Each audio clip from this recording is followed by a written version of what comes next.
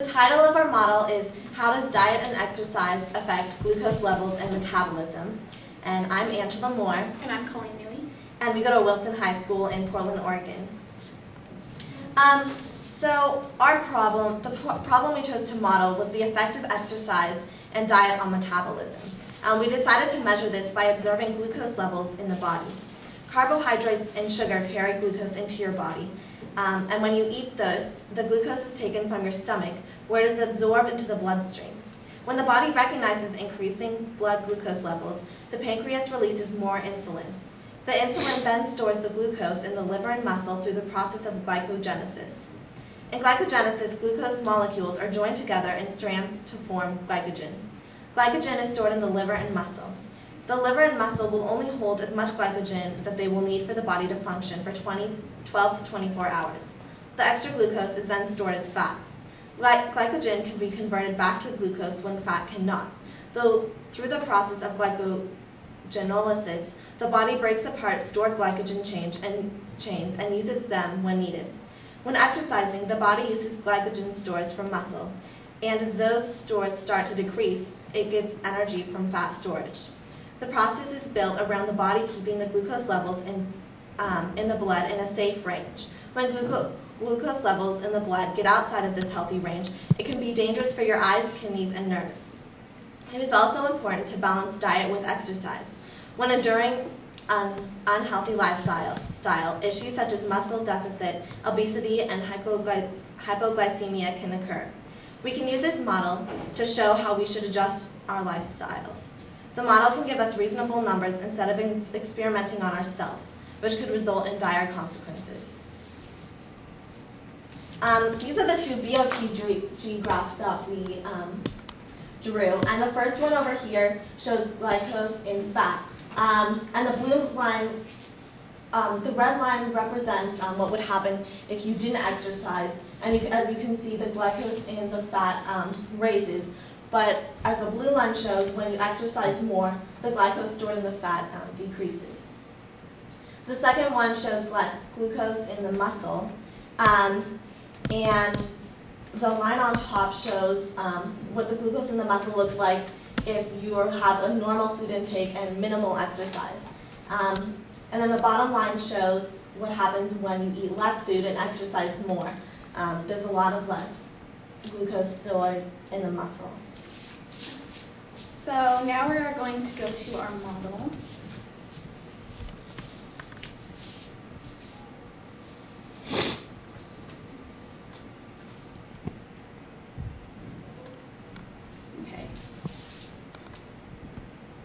So basically, this is modeling when you eat food, what would happen. And so the food would go into your stomach, which would then be absorbed into your blood. And also, the glucose doesn't just come from the blood, it can also come from the liver. And so the glucose can be used in two different ways. It can either be used or it can be stored, which is the excess glucose that doesn't need to be used.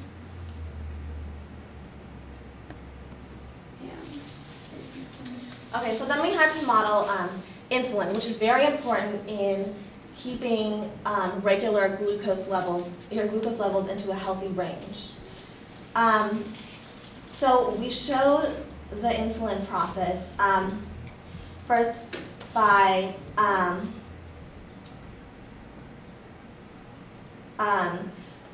we showed the ratio of the glucose in your blood to your blood volume, and then compared that to how much they're supposed to be, which is shown in the normal glucose concentration. And then when it got above that, it triggered the insulin, or the liver, to secrete more insulin. Then the insulin goes into three places. First, it goes into helping the glycogen be stored, and then it helps take the glucose from the liver and put it into the blood.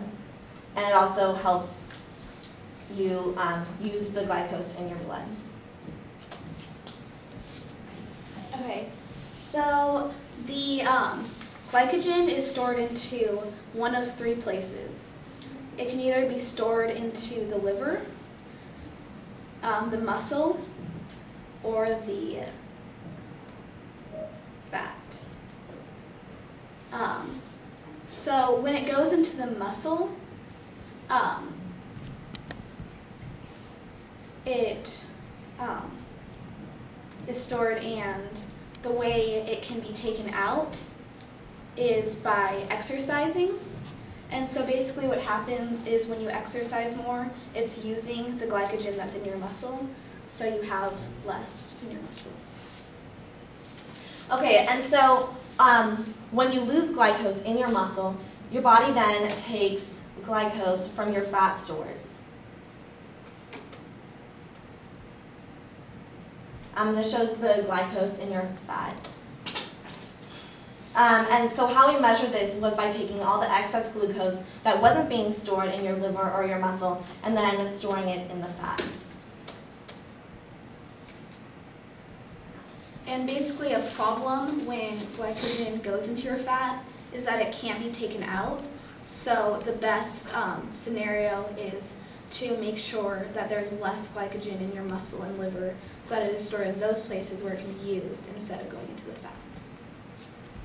So,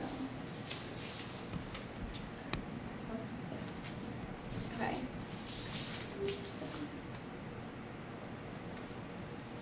This is a feedback loop, and it shows what happens when the glucose enters into your blood. And so basically what happens is it goes into your blood, which increases the concentration, and this affects the insulin secretion, because when there is more glucose in the blood, there needs to be more insulin to store it. And so when it is stored, that takes it out of the blood. So this feedback loop shows how the glucose in the blood is controlled, and so it doesn't rise more than it should. Okay, so when looking at this problem, we modeled a lot of different scenarios. And in the end, we found that the best option to lose weight was to have a healthy balance between exercise and diet.